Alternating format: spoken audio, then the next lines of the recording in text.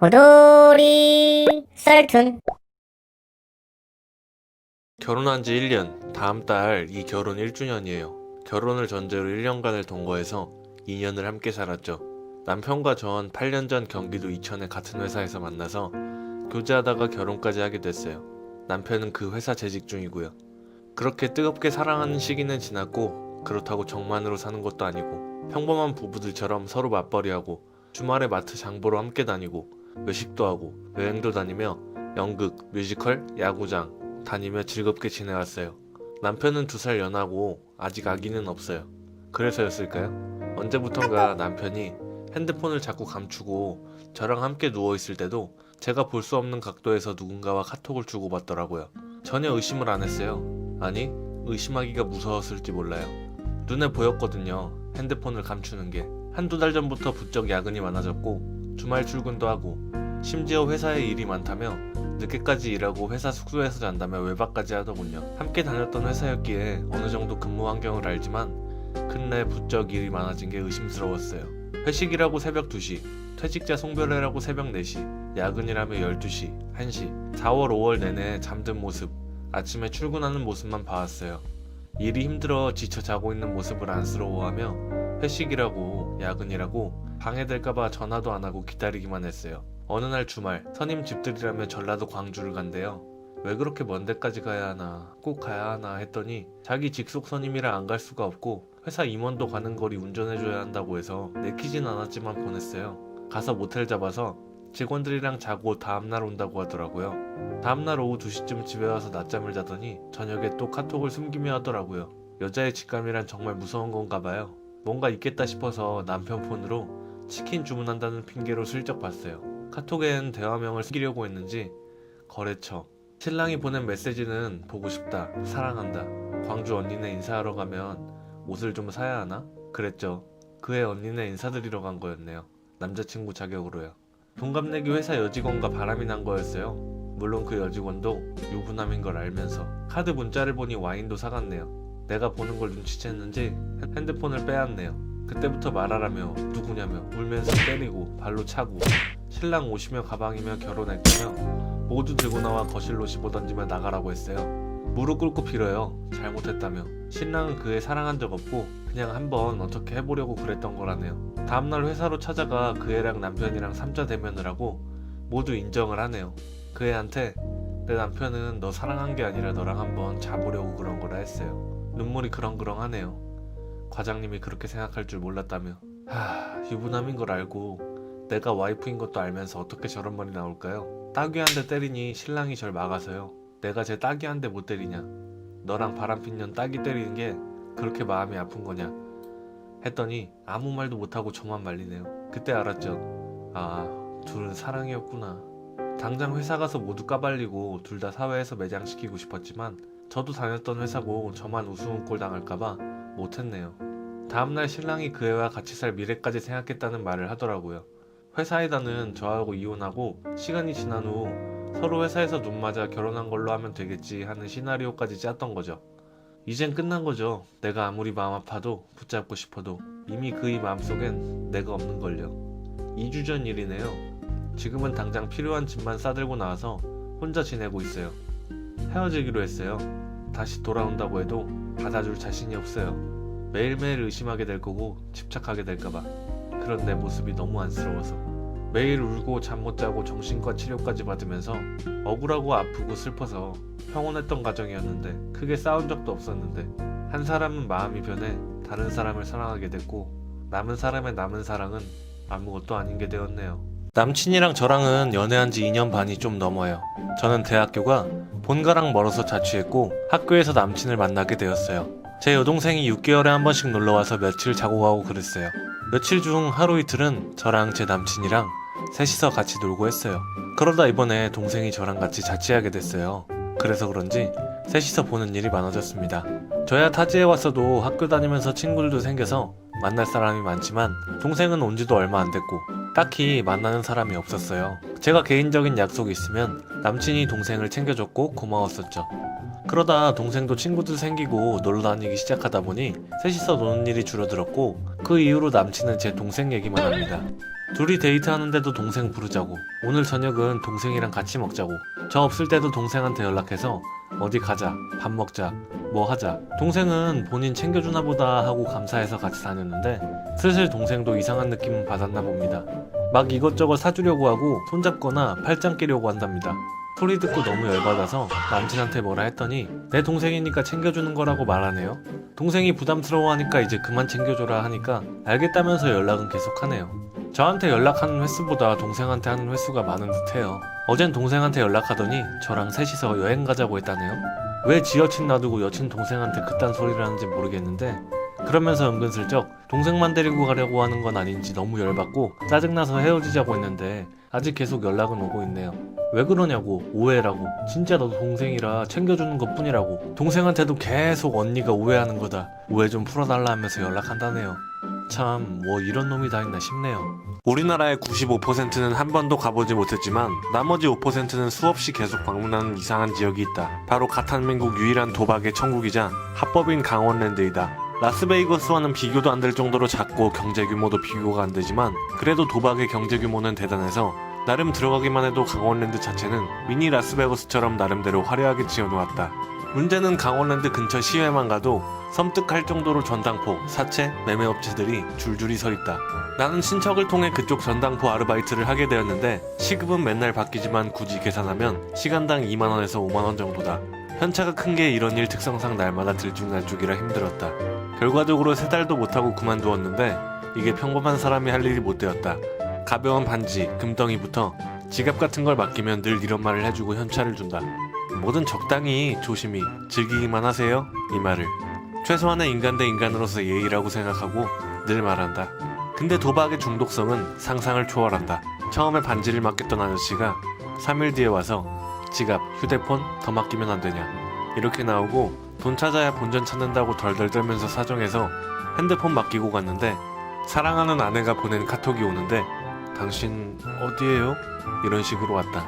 사람이 추접스러운 게 롤렉스, 불가리 등 비싼 시계를 떡하니 맡기면서 1000만원 이상 달라고 하는 사람이 있다. 딱 봐도 짝퉁인데 이거 짝퉁이니 좀 곤란한데요? 이러면 야! 내가 돈 좀 따서 다시 가져온다고! 하이씨 하면서 소리 지르면서 도망간다. 경찰 부르는 일은 뭐 일주일에 한두 번은 늘 있는 일이다. 5번 정도 들리고 자동차를 맡기려는 사람은 우리도 거절해야 한다. 결과가 끔찍한 일에 휘말릴 일이 아주 높거든. 슬픈 일이지만 불법도 아주 많고 자동차 집까지도 받아주는 곳이 많다. 엄마 수술비를 도박으로 날린 경우 남편 몰래 땅 문서, 집 문서 몽땅 바꿔서 룰렛에 처박는 아줌마.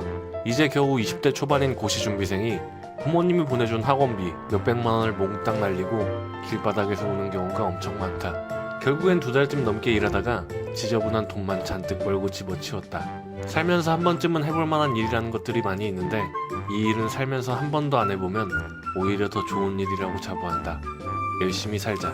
20대 후반 여자입니다. 어제 1년에 한두 번씩은 꼭 보는 10년지기 친구와 저녁 약속이 있어서 만났습니다. 피자를 먹는데 맥주가 땡긴다며 서로 맥주 한 잔씩 마시고 기분이 둘 다 좀 신나져 버려서 같이 자주 갔던 막걸리집에 가기로 했습니다.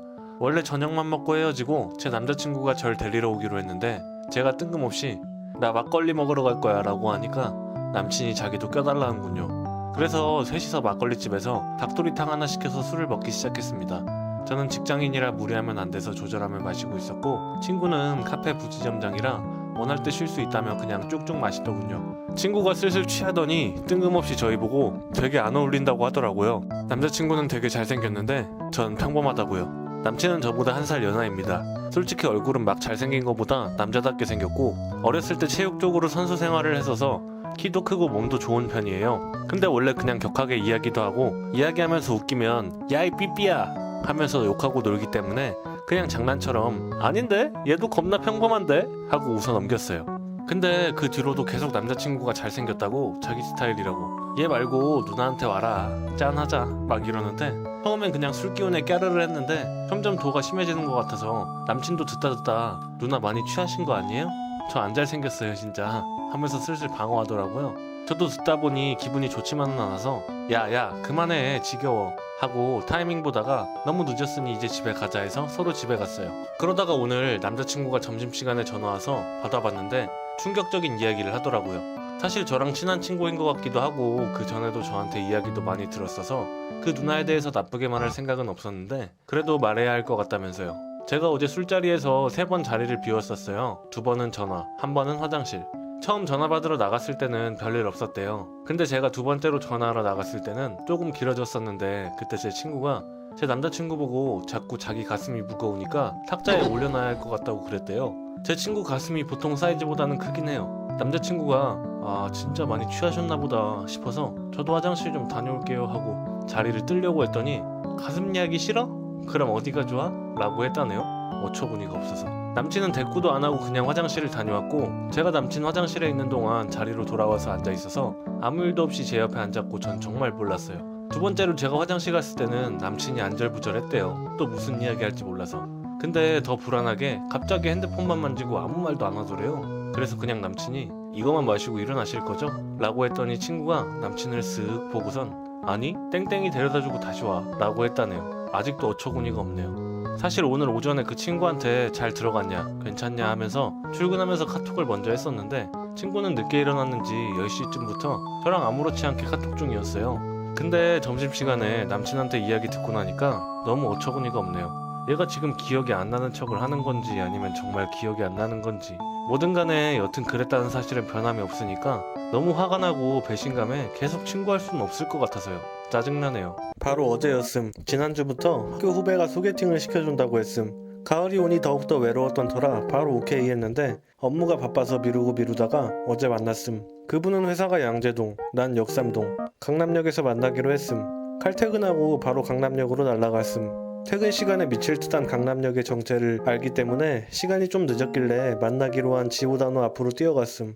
만나기로 한 시간은 6시 반, 도착하니 6시 40분. 기다리고 계실 것 같아서 죄송한 마음에 막 뛰어서 지오다노 앞에 도착해서 전화를 했는데 아직 오고 있다고 하심. 늦어서 죄송하다고. 전혀 짜증나지 않았고 오히려 다행이라는 생각이 들어 구석에 서서 손거울을 보면서 화장 상태 체크하고 있었는데 얼마 지나지 않아 오고 계시는 걸 봤는데 헐레벌떡 뛰어오시는 모습이겠거니 했는데 그분은 예상과 달리 느긋하게 여유로운 미소를 지으시며 손을 흔들며 걸어오심. 참 여유 있으신 분이구나. 좋게 생각했어. 첫인상은 나쁘지 않았음. 나이는 30대 초반, 나와 어울리는 적당한 키에 깔끔한 헤어스타일과 호남형 인상의 깔끔한 세미정장 깨끗한 구두. 후배의 직장 상사라길래 더더욱 최대한 예의 갖춰야지 생각하면서 저녁을 먹으러 갔음. 레스토랑에 도착해서 둘 다 스파게티를 시킴. 난 토마토 미트볼 스파게티, 그분은 까르보나라. 여태까진 참 분위기 훈훈했음. 농담도 주고받고 공통분모인 후배 얘기도 하고 정말 몰랐음. 앞으로 나에게 벌어질 일들을. 서로 얘기하면서 밥을 먹는데 그분 까르보나라를 마치 짜장면 드시듯이 그릇을 거의 들어서 흡입하심. 이렇게. 그러면서 또 너무 해맑게 웃으심. 여기 정말 맛있다고 하셔서 네 많이 드세요 하면서 먹고 있는데 그분이 한참 드시던 크림 소스가 잔뜩 묻은 포크로 내 스파게티를 떠서 드심. 제가 고기를 좋아해요 하시면서 내 스파게티에 들어있는 그 미트볼을 드시겠다고 거짓말 안 보태고 정말 막막 휘저으심. 살면서 비위가 약하다는 생각도 말도 들어본 적이 없는데 갑자기 밥맛 뚝 떨어짐. 아니 이 남자 뭐지? 우리 사귀는 사이인가? 가족인가? 우리 초면 아닌가? 응? 나한테 왜 이리 못 먹어요 이러는데 무슨 푸드파이터로서의 매력을 보여주고 싶은 건가 싶었어. 그 후에 또 자기 포크로 2번인가 더 휘저으시고 우린 후식을 시킴. 그분은 후식으로 녹차를 시키심. 난 후식으로 뭘 시킬까 생각하고 있었는데 그분이 대뜸 자긴 녹차 먹는데 커피도 마시고 싶으시다며 저한테 한마디 상의도 없이 내 후식을 커피로 주문하심. 아싸 강제로 커피 먹네. 신난다. 후식이 나왔는데 그분 녹차를 홀짝홀짝 드시더니 커피 괜찮아요? 하면서 내 앞에 놓인 커피를 가져가서 드심. 아니 원샷 하는 줄 알았음. 그 뜨거운 커피를 반 정도 한 번에 드심. 아니 이 남자 뭐지? 이때부터 이미 깨진 멘탈에 더욱 멘붕이 오기 시작함. 평소 같으면 싫다고 딱 잘라 말했을 텐데 후배 입장 생각해서 또 멍청이같이 예의 차려야 된다는 생각에 집에 가는 길에도 그분 계속 자기 취미라시던 낚시 얘기하심. 다음에 같이 바다 낚시 가자고. 이젠 대꾸해주기도 귀찮아서 헤어지려고 인사드리는데 그분 날 안으려고 하심. 우와, 아니 이놈이 내가 자꾸 마지못해 내내 하니까 날 호구로 봤나. 완전 정색하면서 거절하고 그럼 들어가세요 하고 그분이 뭐라 말하려 했는데 듣지도 않고 출발해버림. 분노로 가득 찬 채 후배한테 당장 전화하고 싶었지만 시간이 늦었기에 분노를 가라앉히고 겨우 집에 도착해 분노의 클렌징 후 잠이 들었었지. 그분이 어젠 잘 들어가셨냐며 잘 안 드시던데 원래 잘 안 드시냐고. 오늘 저녁에 시간 되면 어제 못한 술이나 한잔 하자고. 이젠 내내 하기도 싫고 짜증이 나서 딱 잘라 거절함. 죄송하지만 저랑 많이 안 맞으시는 것 같다고. 처음엔 왜 그러시냐고 어떤 점이 마음에 안 드시냐고 자세히 설명해 달라길래 말해주고 싶었지만 너무 많고 다시 곱씹어 설명하기도 싫어서 관뒀음. 그러지 말라고 다시 한번 만나보자고 닥달하다가는 갑자기 휴 그럼 알겠다면서 한숨 쉬더니 그럼 다른 여자 소개시켜달람. 업무 중이라 전화 끊을게요 하고 바로 전화 끊고 스팸 등록함. 무슨 시트콤 찍는 줄 알았네요.